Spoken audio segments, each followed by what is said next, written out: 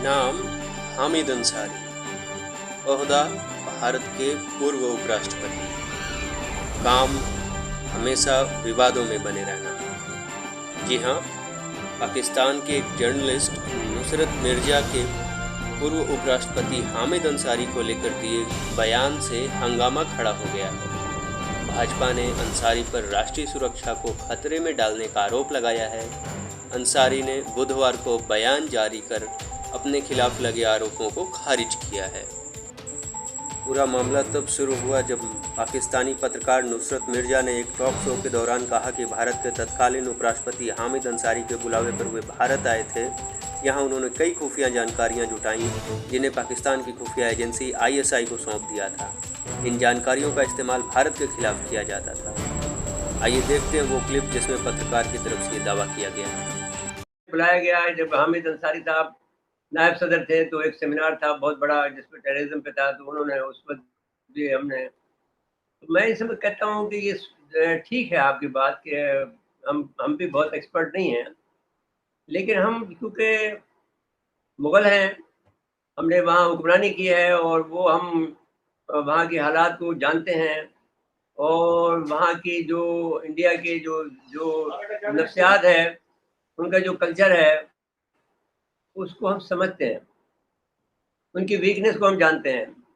अब मसला ये है कि पाकिस्तान में कोई आदमी ऐसा नहीं है कि उस हमारी जो पास जो एक्सपीरियंस है या जो जो हमने वहाँ तजर्बा हासिल किया, उससे कोई इस्तिफ़ादा हासिल करने को तैयार नहीं है।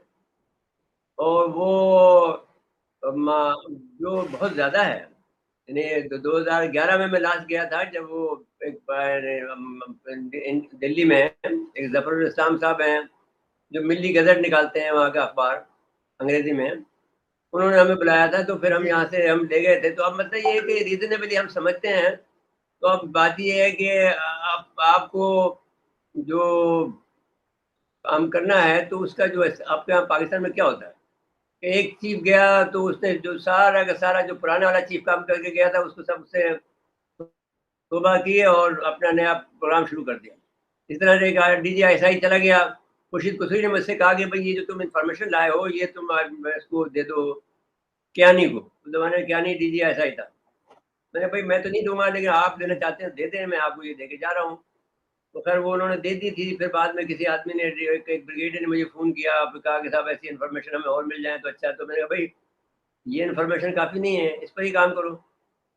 तो इनका एक रिसर्च विंग ज़रूर है, ये नहीं कह सकते कि आप कि ये लोग वहाँ के हालात को नहीं जानते हैं। हमारे जो ISI जो है, वहाँ के सारे शहरों के बारे में इनके पास। पाकिस्तानी पत्रकार के बयान को लेकर भारतीय जनता पार्टी के प्रवक्ता गौरव भाटिया ने आरोप लगाया था कि अपने 2 कार्यकाल के दौरान अंसारी लगातार मिर्जा को भारत बुलाते रहे। भाटिया ने कहा कि पाकिस्तानी पत्रकार नुसरत मिर्जा ने ही यह खुलासा किया है कि अंसारी के न्योते पर वह 5 बार भारत आया था।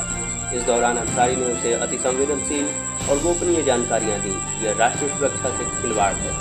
भाटिया ने इस मामले को लेकर मनमोहन सरकार पर भी सवाल उठाए हैं।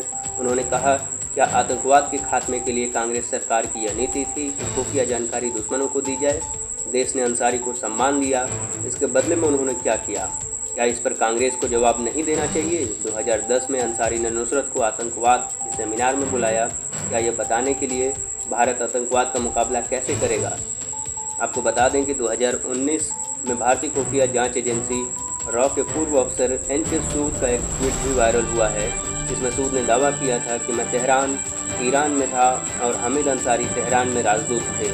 अंसारी ने तेहरान में रॉ इकाई के सदस्यों के जीवन को खतरे में डालने वाले रॉ सेटअप को उजागर करने में महत्वपूर्ण भूमिका निभाई थी, लेकिन इसी व्यक्ति को लगातार 2 बार उपराष्ट्रपति बनाया गया।